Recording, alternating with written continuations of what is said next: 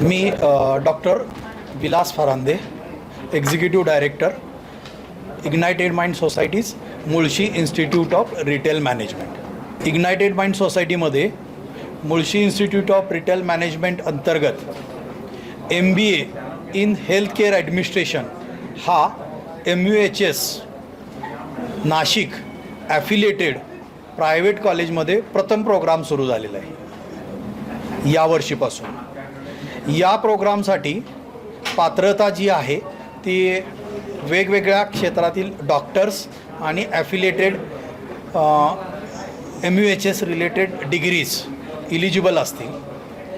या प्रोग्रामचा कालावधी हा 2 वर्षासाठी आहे आणि या प्रोग्रामसाठी जी फीज आहे ती प्रथम वर्षासाठी ट्युशन फी 1,81,500 आहे.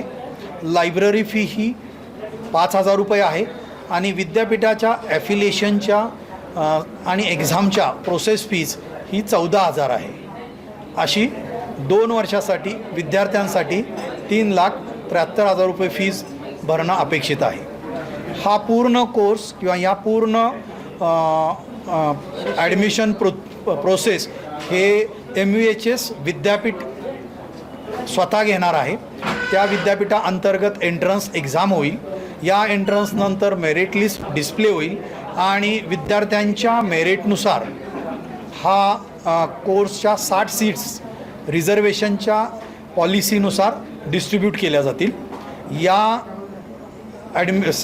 माध्यमातून मिळालेल्या सर्व विद्यार्थ्यांना शासनाची शिष्यवृत्ती मिळाली जाईल आणि सगळ्या सुविधा मिळाल्या जातील.